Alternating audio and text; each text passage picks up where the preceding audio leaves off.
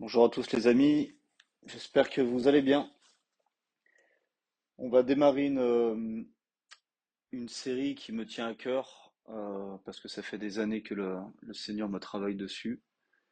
Et c'est vraiment au tout début il y a 5 ans, quand on a reçu la révélation de l'Église et de faire des disciples, quand vraiment c'était le moment pour vivre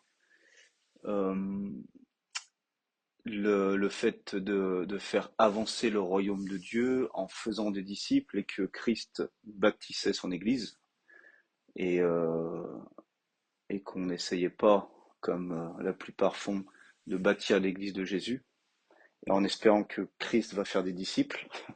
C'est, L'homme a pris un petit peu euh, le problème à l'envers, que cette série est venue dans mon cœur, donc qui s'appelle Marcher en nouveauté de vie.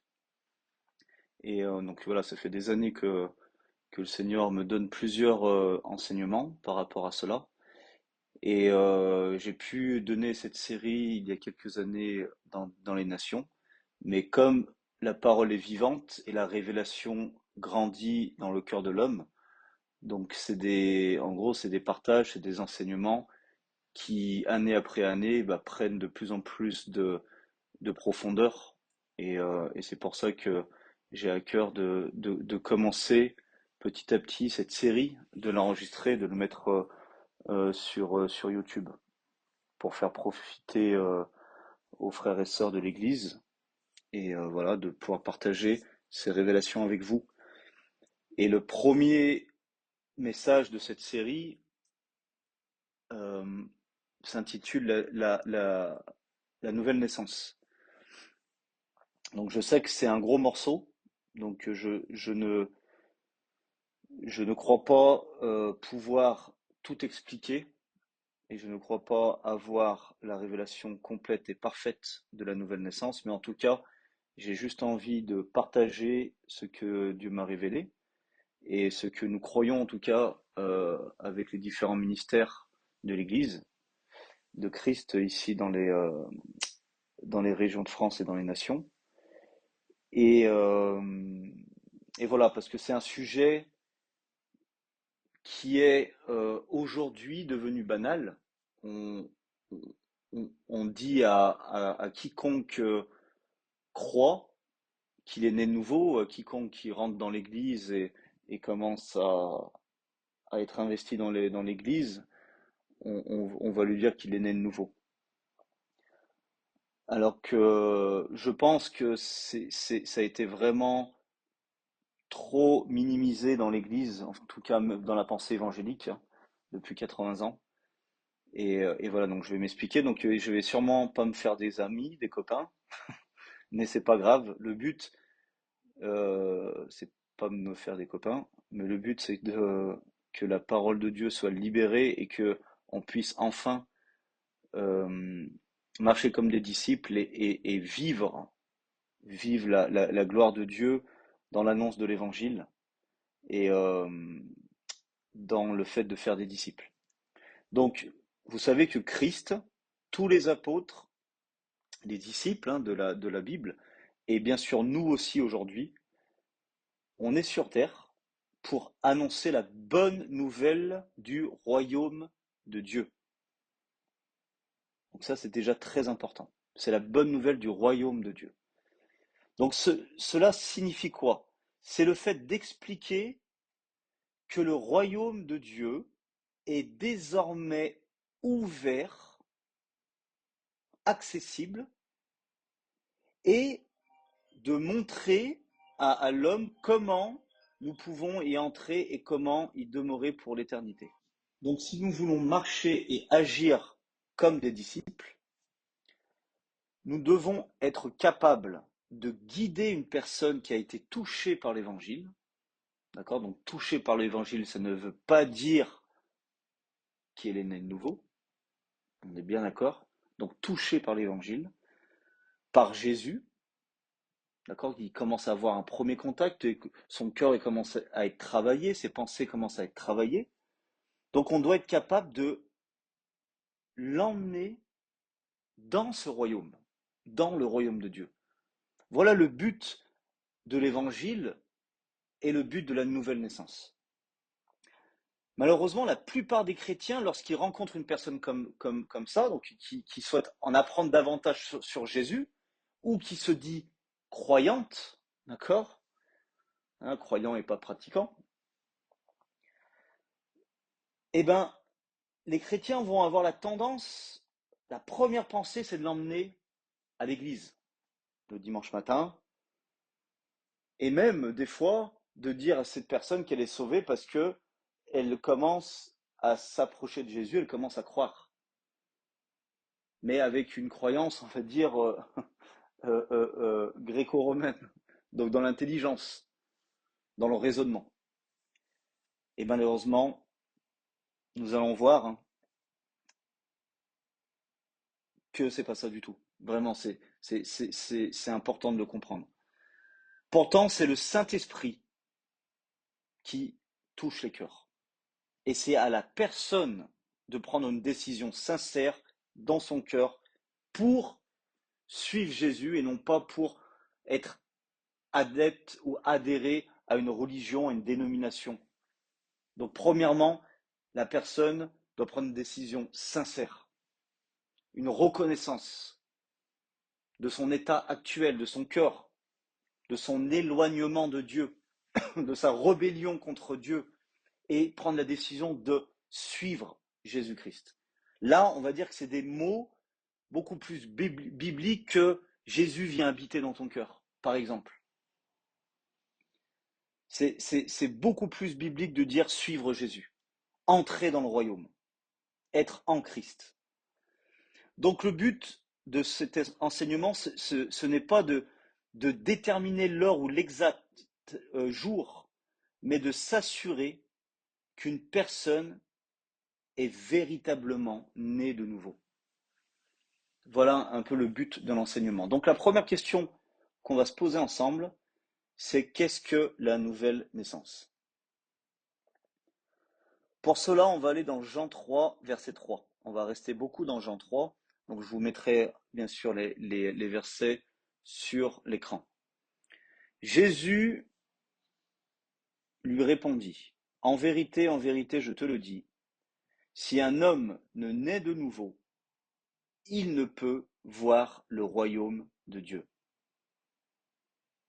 Je répète, si un homme ne naît de nouveau, il ne peut voir le royaume de Dieu. Ce passage est tellement connu, d'accord, que tout le monde, la plupart d'entre vous connaissent très bien ce passage. Donc, nous parle d'une naissance, mais pas n'importe quelle naissance. Le mot grec utilisé pour désigner nouveau, naître de nouveau, ce mot nouveau en grec c'est anothen. A-N-O-T-H-E-N. Et ce mot signifie exactement quelque chose qui est pas du tout le mot nouveau.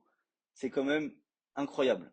Vous pourrez vérifier par vous-même si vous allez dans le Strong, vous prenez le mot anocène, donc qui est là dans le Jean 3.3, vous allez voir un autre passage que je vais vous lire maintenant, qui utilise exactement le mot anocène. Il y a pas, c'est pas une racine, c'est pas un préfixe ou je sais pas quoi, c'est le même mot lettre par lettre. Dans Marc 15, 37, 38, mais Jésus, ayant poussé un grand cri, expira.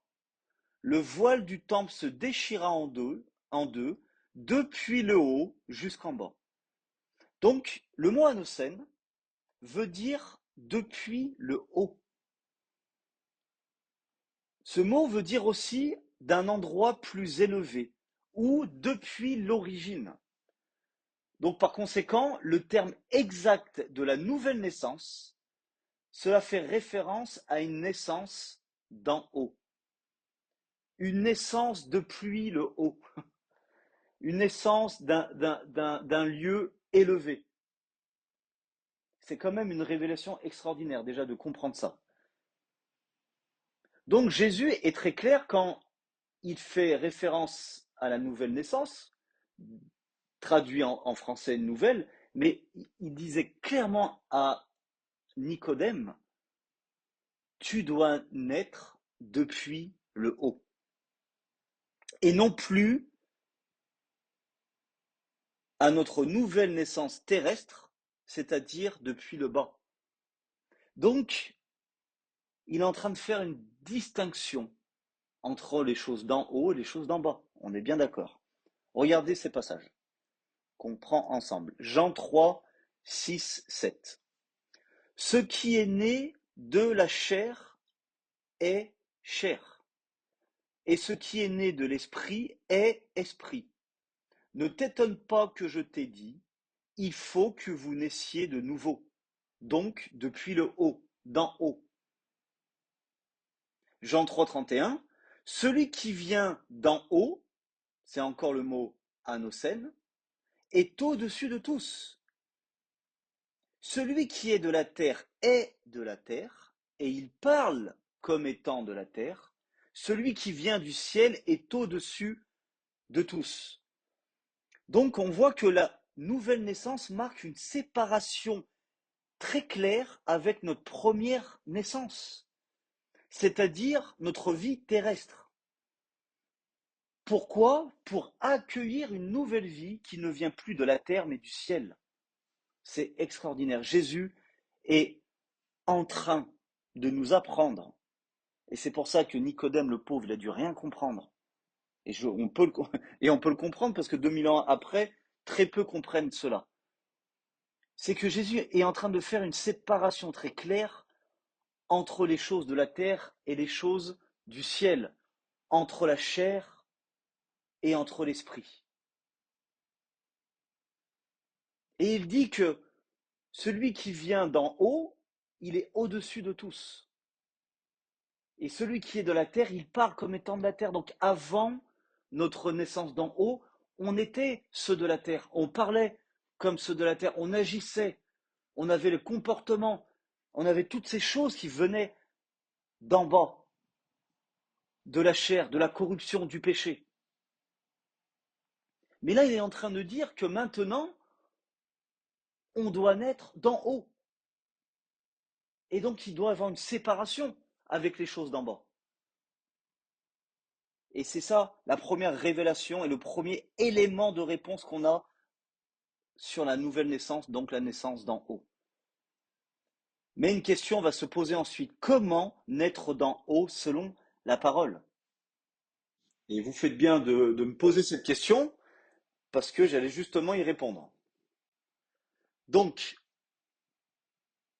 prenons Jean 3, 5. Jésus répondit, en vérité, je te le dis, si un homme ne naît d'eau et d'esprit, il ne peut entrer dans le royaume de Dieu.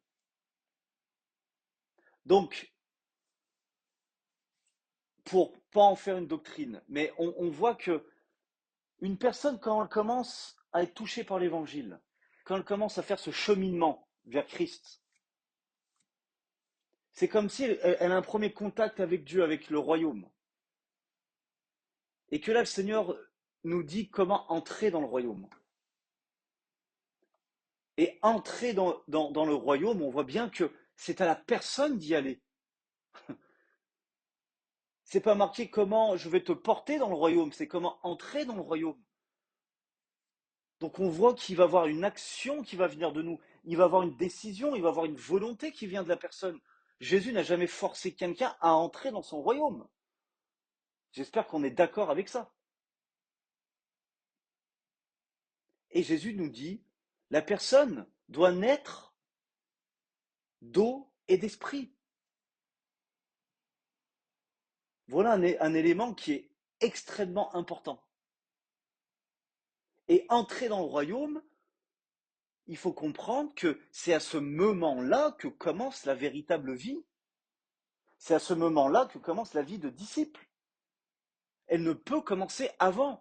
C'est pas en regardant le royaume de Dieu de loin ou en ayant juste entendu parler du royaume qu'on va vivre le royaume, qu'on va vivre les bienfaits du royaume. C'est une fois qu'on est entré dedans. Et moi, j'ai jamais vu quelqu'un tirer une autre personne pour aller le faire entrer dans le royaume. Et malheureusement, des fois, dans l'Église, j'ai l'impression que c'est ça. Et on ne peut pas forcer une personne à entrer dans le royaume. Vous savez, le verbe entrer, c'est un verbe d'action. On entre dans le royaume, ça vient de nous. Regardez Tite 3, 4 jusqu'à 7. Mais lorsque la bonté de Dieu, notre Sauveur, et son amour pour les hommes ont été manifestés, il nous a sauvés. Ah, bah là on parle du salut, parce que jusqu'à présent, Jésus ne parle pas du salut, il parle de entrer dans le royaume. On va voir que c'est la même chose. Non à cause des œuvres de justice que nous aurions faites, hein, comme beaucoup croient, malheureusement, ceux qui sont sous la loi, on pense que c'est en faisant des œuvres de la loi qu'on va être sauvé. Mais on va voir qu'il y a des œuvres de la foi qui est complètement différente.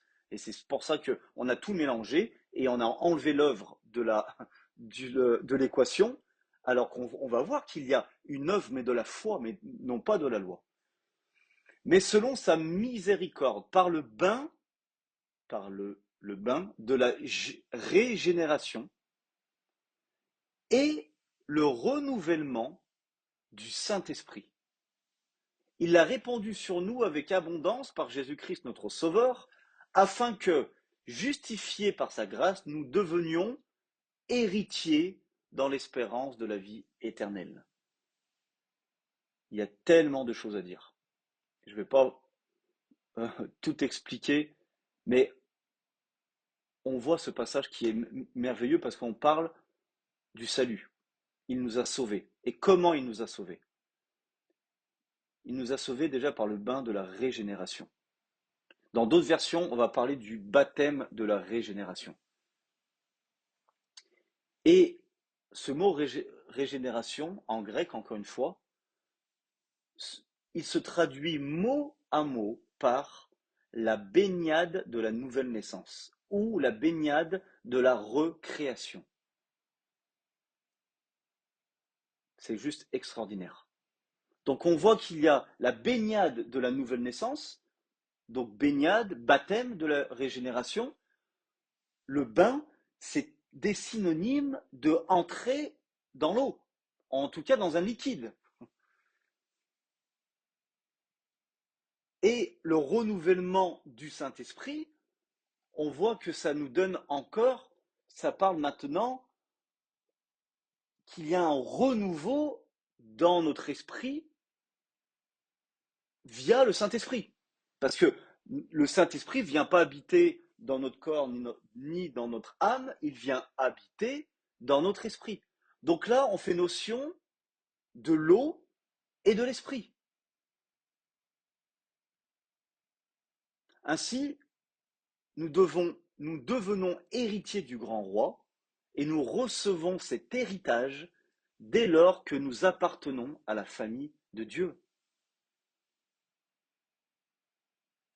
Donc on voit bien que cet héritage, on ne le reçoit pas en répétant après quelqu'un une phrase qui va peut-être sortir de notre bouche, mais notre cœur va pas du tout être aligné, qu'on n'aura pas du tout pris une décision, qu'on n'aura pas du tout reconnu que nous étions éloignés de Dieu. Je ne dis pas que ça ne peut pas arriver, mais la plupart du temps, je suis désolé, ça n'arrive pas. Parce qu'on voit que entrer dans le royaume de Dieu, donc être né d'en haut, c'est être né d'eau et d'esprit, il y a une régénération, il y a un renouvellement d'eau et de l'esprit. Et ainsi, on obtient cet héritage. Parce que maintenant, nous sommes entrés dans le royaume et nous appartenons à la famille de Dieu. C'est tellement fort, mais tellement en contradiction, malheureusement, avec ce qu'on entend. Et je peux comprendre que ça peut déjà vous irriter, vous énerver, mais c'est pas grave, je vous aime. On voit que l'eau, dans ce contexte, encore une fois, est une image de la vie, la naissance. Tout comme dans le ventre de la mère, le bébé demeure dans cette eau qui donne la vie.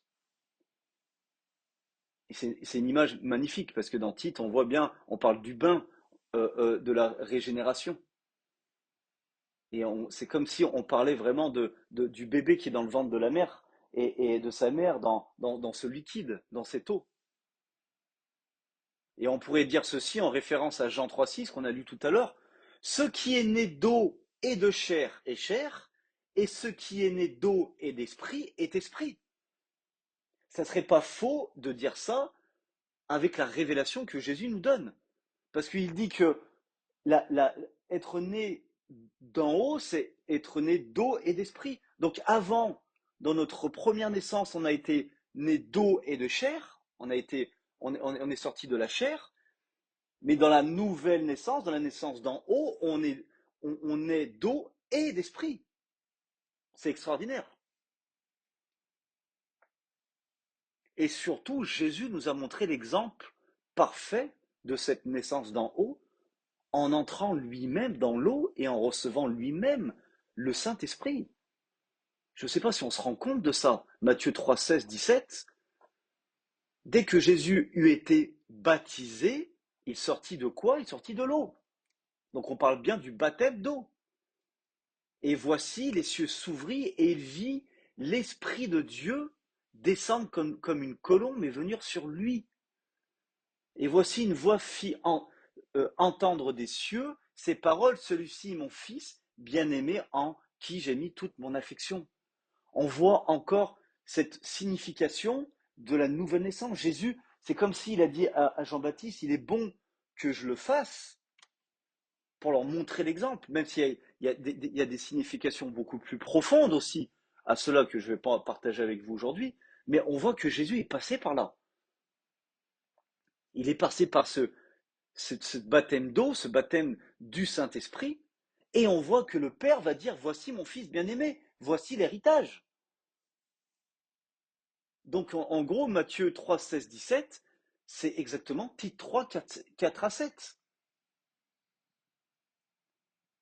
On sait que le mot baptisé signifie en grec baptizo, qui veut dire être entièrement immergé, comme l'exemple du bébé dans le ventre de sa mère. Donc Jésus est entré dans l'eau et l'Esprit de Dieu est descendu sur lui, comme le signe de sa nouvelle naissance, différente de sa naissance terrestre venant de Marie. Parce qu'il est quand même sorti du ventre de Marie, il est quand même resté 9 mois dans l'eau, dans le bain de la régénération, dans le ventre de Marie.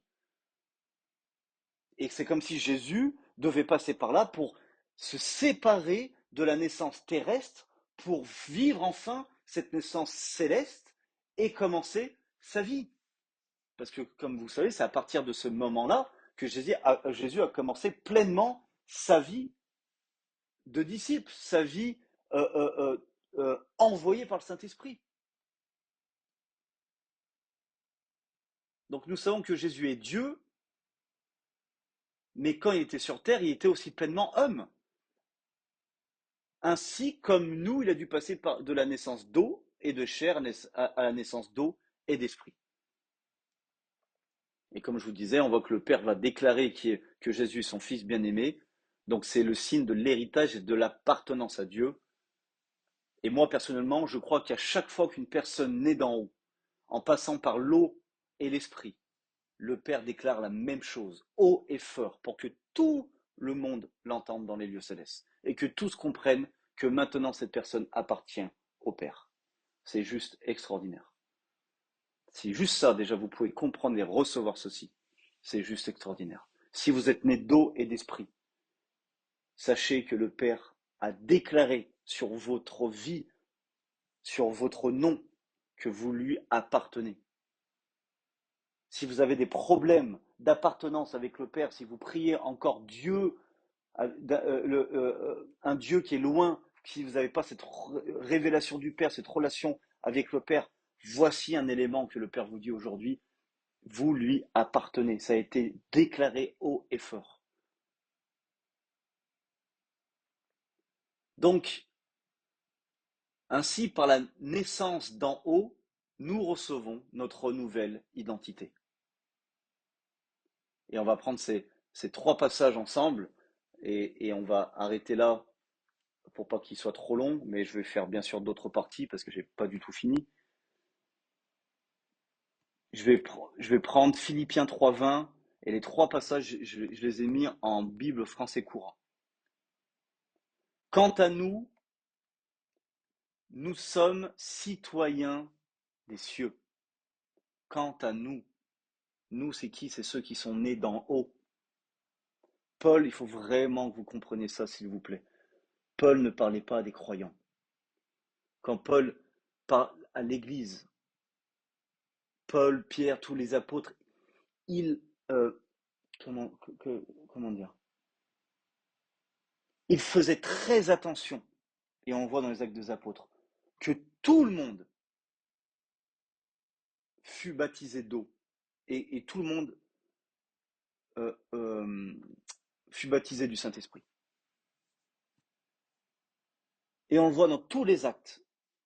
Il y a beaucoup de passages où il dit, mais vous, de quel baptême vous avez été baptisé? Ah, celui de Jean-Baptiste. Oh bah, vite, on va baptiser dans le nom de Jésus. Et après, boum, il reçoit le Saint-Esprit. Il y en a, ils sont baptisés dans le nom de Jésus, ben on n'a jamais appris qu'il y avait un Saint-Esprit. Hop, il reçoit le Saint-Esprit. Donc on voit que tous les apôtres et faisaient, et tous les disciples faisaient bien ça. Et ça a été perdu avec la religion, avec la tradition. On ne fait plus ça aujourd'hui. On dit tu crois dans ton cœur, tu as reçu Jésus dans ton cœur, ben voilà, ça y est, t'es de nouveau. Mais c'est une catastrophe, vraiment. Donc Paul parle à des gens qui sont nés d'en haut, qui sont entrés dans le royaume. On ne parle même pas de salut, on parle d'entrer dans le royaume. Bien sûr que c'est la même chose, mais c'est beaucoup plus fort. Quant à nous, nous sommes citoyens des cieux. Où se trouvent les cieux? Dans l'église de l'homme? Non. D'où nous attendons que vienne notre Sauveur, le Seigneur Jésus-Christ. On est citoyen des cieux, on appartient au ciel, non plus à la terre, on fait partie du ciel, des cieux. Voici la naissance d'en haut. Combien de chrétiens qui vivent l'Église aujourd'hui sont plus que assurés, plus que convaincus qu'ils vivent leur vie sur terre, mais tout en appartenant au ciel, et que les choses du ciel, ils les vivent sur terre. Je suis désolé, ça court pas les rues.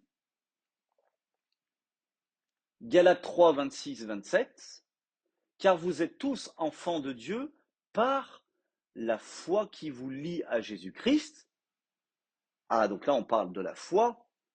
Et regardez, vous tous, en effet, avez été unis au Christ dans le baptizo, dans le baptême, et vous vous êtes ainsi revêtus de tout ce qu'il nous offre, le Saint-Esprit, les dons, le fruit.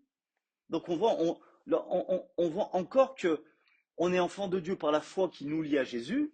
Donc c'est bien sûr par la foi, mais cette foi-là, elle nous a emmenés à recevoir les baptêmes. Le baptême d'eau, le baptême du Saint-Esprit.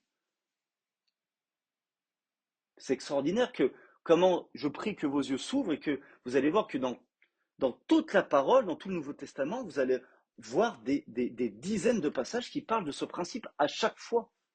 Et le dernier, Galates 4, 6 à 7, pour prouver que vous êtes bien ses enfants, Dieu a envoyé dans nos cœurs l'esprit de son Fils, l'esprit qui crie Abba, ô mon Père. Ainsi tu n'es plus esclave, mais enfant, et puisque tu es son enfant, Dieu te donnera l'héritage qu'il réserve à ses enfants. On voit qu'un enfant de Dieu, c'est celui qui a reçu son esprit, celui qui crie Abba, ô mon Père. C'est celui qui, maintenant, qui est conduit par l'esprit de son Père, qui commence à faire la volonté de son Père, qui commence à connaître son Père, qui commence à marcher en nouveauté de vie. Il y a des choses qui changent dans sa vie, les choses terrestres commencent à s'éloigner de son cœur, de sa pensée, de son comportement. Il change de discours, il change de mots, de vie. Il vit l'héritage. C'est des fruits qu'on ne peut pas falsifier. Et c'est des fruits, malheureusement, que si on ne voit pas chez des frères et chez des sœurs, je suis désolé, mes amis, il n'y a pas de naissance d'en haut. Avant qu'on avait cette ancienne nature de péché, le fait de vivre dans le péché, personne ne nous forçait à vivre dans le péché. C'était naturel parce que c'était notre nature. Mais maintenant qu'on a la nature divine, maintenant qu'on vit par l'esprit, qui est notre nouvelle nature, parce qu'on est né de l'esprit, il doit y avoir des choses de l'esprit qui doivent sortir de nous et ça devrait être naturel aussi. Et non pas que le dimanche matin, non pas que dans des réunions de prière où il y a le pasteur. C'est tous les jours, on doit se lever avec la pensée de Christ, on doit se coucher avec la pensée de Christ, on doit avoir envie des choses du royaume, on doit penser aux choses du royaume, on doit être concerné pour les choses du royaume. Enfin, je ne sais pas si vous comprenez, mais c'est pas d'être extrémiste, c'est pas d'être un élu, c'est pas que les ministères qui doivent vivre cela, c'est tous les disciples de Jésus-Christ, c'est tous ceux qui sont nés d'en haut.